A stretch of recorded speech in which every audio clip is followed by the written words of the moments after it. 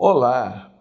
Mais uma vez aqui estamos com o nosso programa Mediunidade Hoje, através da TV Mundo Maior. Como sempre, o nosso abraço, o nosso carinho, as nossas melhores vibrações de saúde e paz para você e toda a sua família. Muito obrigado pelo seu prestígio ao nosso programa e a toda a programação da TV Mundo Maior, que presta um excelente trabalho à divulgação de nossos princípios. Nós estamos aqui sempre falando sobre as lições, sobre os ensinamentos de Chico Xavier, ensinamentos profundos, lições extraordinárias, lições que nos levam a refletir muito sobre os temas, os mais variados temas da vida. E nós estávamos vendo aqui do livro Chico Xavier, Mediunidade e Paz, editado pela Didier, de Votuporanga, estado de São Paulo, pela editora Didier. Didier foi o primeiro editor das obras de Allan Kardec, na França.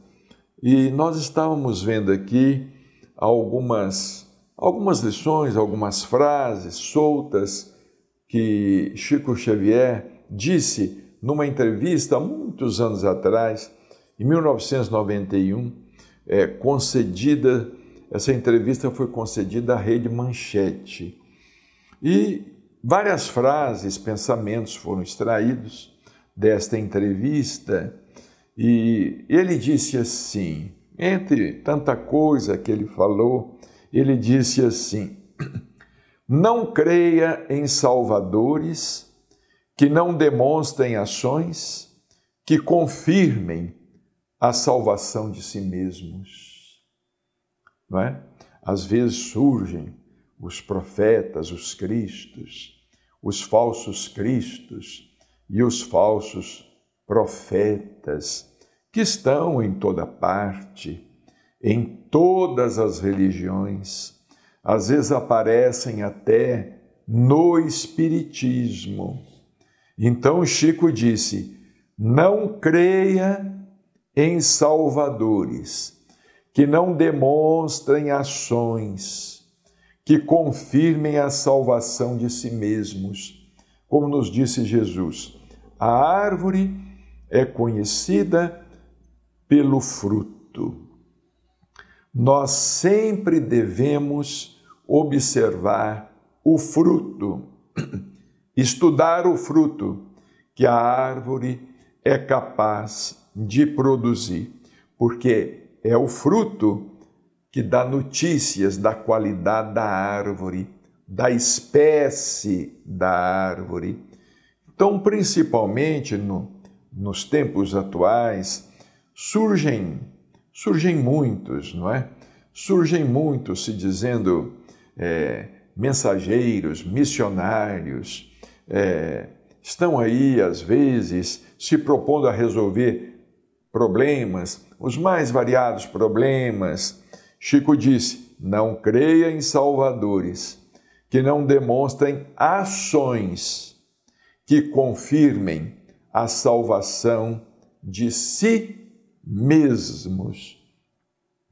Sobre a desencarnação, nessa entrevista, ele disse: os espíritos me poupam essa preocupação com o dia da morte.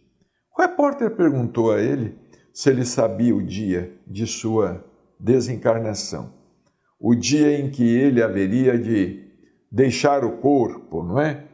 Ele respondeu: os espíritos me poupam essa preocupação com o dia da morte, porque se Jesus permitir, desejo trabalhar até no dia da partida. E realmente foi o que aconteceu com Chico Xavier, que desencarnou no dia 30 de junho de 2002, aos 92 de idade. ele trabalhou até no dia da partida. Ele trabalhou até o seu derradeiro instante no corpo físico. Isso me faz lembrar uma das histórias sobre a vida de Francisco de Assis, uma vida muito rica de ensinamentos. Contam, né, que certa vez Francisco de Assis estava regando o seu jardim, quando um noviço, vendo ele naquela tranquilidade, naquela paz, regando lá o seu jardim, resolveu aproximar-se dele e para ver se aquela paz dele era verdadeira, se a paz dele, de Francisco, era verdadeira, né?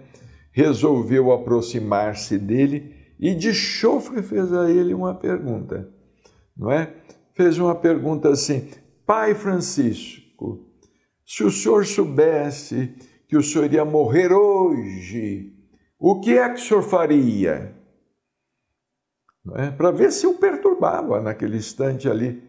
Pai Francisco, se o senhor soubesse que iria morrer hoje, o que é que o senhor faria? Diz que Francisco de Assis, que estava regando as plantas dele, nem se alterou nem nada, nem se virou. Ele disse assim: eu continuaria regando as minhas plantas. Eu continuaria regando as minhas flores. Foi o que ele respondeu, né? Porque seria interessante se essa pergunta nos fosse feita, né? Se nós soubéssemos que hoje seria o dia de nossa partida, o que será que faríamos, não é? Para onde correríamos? Para onde correríamos a fim de nos esconder da morte, da desencarnação? O que será que prometeríamos para adiar esse dia, não é? O que faríamos, enfim, se fosse possível, né? Porque nada será possível, né? É claro, a gente pensa no Francisco de Assis e pensa aqui na resposta que disse Chico Xavier, né? Olha, os espíritos me poupam essa preocupação com o dia da morte, porque se Jesus permitir, desejo trabalhar até o dia da partida. E foi o que aconteceu com ele. Em seguida, na mesma entrevista, ele disse assim: na esfera carnal, a glória e a miséria constituem molduras de temporária apresentação. A situação em que estamos aqui na Terra é transitória. Nós estamos num mundo de transição, não é? Vejamos bem, André Luiz, no livro Nosso Lar, ele fala que até a cidade de Nosso Lar é uma cidade de transição. Nós somos espíritos em trânsito. Por que somos espíritos em trânsito? Porque nós estamos em busca da perfeição que ainda não encontramos. Nós somos caminheiros, estamos caminhando. Nós somos espíritos errantes. É como fala Kardec em O Livro dos Espíritos, não é? Somos espíritos em transição. E essas situações aqui na Terra, um é rico, o outro é pobre, um é desse jeito, o outro é orgulhoso, o outro é desse jeito, tem uma condição física, outro tem uma condição social, uma situação de inteligência, o outro é menos inteligente. Isso tudo é transitório. É como disse o Chico aqui, molduras de temporária apresentação. O nosso corpo é uma moldura de temporária apresentação. Os nossos bens, isso não nos pertence, não são nossos bens. São os bens que encontramos e que vamos deixar. Vamos levar conosco apenas aquilo que nós conseguimos entesourar no coração, não é? Apenas os valores inalienáveis, não é? Isso é que nós vamos transportar conosco para onde formos. Para onde formos. O resto vai ficar por aqui. Estamos vivendo um momento de crise. Olha o que Chico falou sobre crise. Toda crise é fonte sublime de espírito renovador para os que sabem ter esperança. Toda crise é fonte sublime de espírito renovador. Antecede a renovação. Nós estamos aí vivenciando uma crise, calma, vai passar. É o que nós costumamos dizer, não é? O tempo de Deus é diferente. O tempo de Deus é diferente. Ele não é o nosso tempo. O nosso tempo é o tempo humano, não é? O nosso dia, ele tem 24 horas, não é? O mês é de 30 dias, não é? Um ano é 12 meses. Deus tem a eternidade. O tempo de Deus é a eternidade. Nós estamos aí vivenciando uma crise, não estamos satisfeitos com a crise que nós estamos vivenciando. Isso vai passar, mas vai passar mesmo. É como a gente costuma dizer, a fila vai andar. A fila está andando todo dia. Todo dia a fila anda. E alguns vão saindo da fila, outros vão entrando. E alguns vão saindo da fila e vão sair, não é? Então, nós temos que ter calma, cumprir com o nosso dever, cumprir com a nossa parte da melhor maneira possível, entender que o nosso momento de sair da fila também vai chegar, o nosso instante de sair dessa fila também vai chegar, não é? E o tempo de Deus é o tempo de Deus, não é o nosso tempo. Certa vez, questionado a respeito do tempo, quando aquelas coisas que ele falava iam acontecer, até Jesus falou assim, nem o Filho do Homem sabe. É só Deus que sabe esse tempo. Nem o Filho do Homem pode dizer. Só Deus é capaz de dizer o dia, a hora. Só Deus é capaz de dizer. Sobre o desprendimento, certa vez, desprendimento das coisas materiais, o desapego, né? Porque nós precisamos de exercitar um certo desapego, não é? Realmente, por mais que nos custe ouvir isto, nós temos que ouvir, não é? Nós temos que ir exercitando um certo desapego, porque nós não podemos ser apegados nem aos cabelos da cabeça, porque eles caem. Não adianta ter apego, não é? E certa vez o Chico falou sobre o desprendimento das coisas materiais. É que os espíritos veem, escrevem ou ditam e não cobram nada. Como é que eu vou cobrar? Não vou cobrar nada, porque perguntaram a ele, Chico, quanto é que você recebe de direitos autorais pelos livros que você escreve e tudo mais, esse seu desapego? Ele disse assim, não, os espíritos vêm, eles vêm, escrevem ou ditam e não cobram nada. Como é que eu vou cobrar? Não vou cobrar nada. Ele sempre falava, não é meu, isso pertence aos espíritos. Não é meu, é deles, pertence aos espíritos. Eu sou apenas um intermediário, eu sou apenas um intérprete. A obra pertence aos espíritos. Em seguida ele falou sobre as guerras, não é? Nós estamos ainda aí, agora em fevereiro, olha, completando um ano, essa guerra entre a Rússia e a Ucrânia, cujas consequências ninguém sabe dizer quais serão, não é? E já tem havido consequências para a humanidade como um todo, e para o povo ucraniano, para o povo russo e tudo mais, porque grande parte do povo russo não concorda com a guerra, não é? São aqueles que estão lá no poder que fazem a guerra, né? Sobre as guerras, o que foi que Chico disse? Ele disse assim: quando a gente escuta um grito de guerra soando em qualquer parte do mundo, seja no Iraque, na Conchinchina, na Rússia, na Inglaterra, na França, nós sentimos muita dor, porque nos dói pensar no sofrimento das mães, que criaram seus filhos até a maioridade, às vezes com imenso sacrifício, se verem privadas dessa mocidade, que veio para iluminar o mundo e criar novos caminhos para nós. Quantos jovens, não é?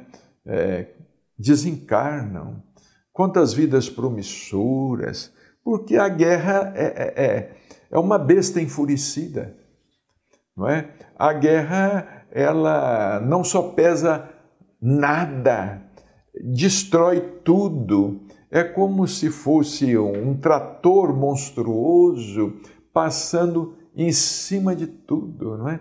E quantos jovens inteligentes, quantos rapazes, quantas moças inteligentes, quantas crianças, meninos e meninas não vieram do mundo espiritual. Não acreditemos nisto, que vieram do mundo espiritual para morrer numa guerra.